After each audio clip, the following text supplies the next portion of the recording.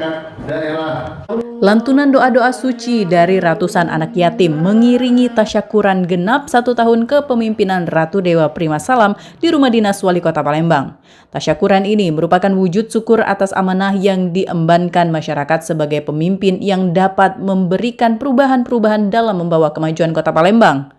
Tasyakuran ini dibalut dengan buka puasa bersama dengan menghadirkan lebih kurang 500 anak yatim dan ditutup dengan sholat tarawih bersama. Aprizal Hashim selaku Sekda Kota Palembang memberikan apresiasi di 1 tahun kepemimpinan Ratu Dewa Prima Salam mampu memperlihatkan kekokohan semangat serta peningkatan pelayanan.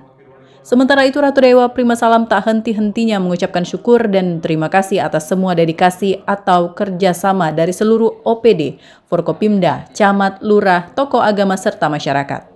Pertama, alhamdulillah syukur genap hari ini adalah 1 tahun kepemimpinan saya dengan Dinda Prima Salam. Pertama, rasa syukur ini kami tandai dengan sesederhana mungkin dengan cara mengumpulkan seluruh kepala OPD dan ada 500 anak yatim. Ini kami minta doanya semoga kami berdua dan keluarga sehat walafiat dalam khidmat amanah ini.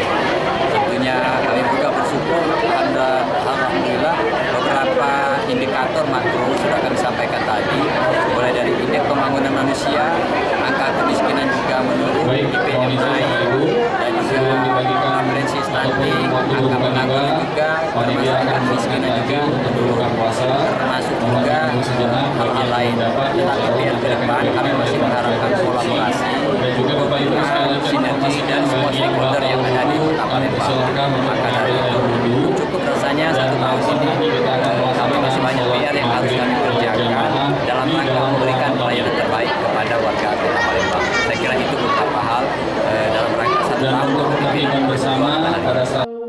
Berdasarkan indikator mulai dari indeks pembangunan yang menunjukkan grafik peningkatan angka kemiskinan yang menurun dengan diiringi penurunan angka stunting dan juga penurunan angka pengangguran di Kota Palembang.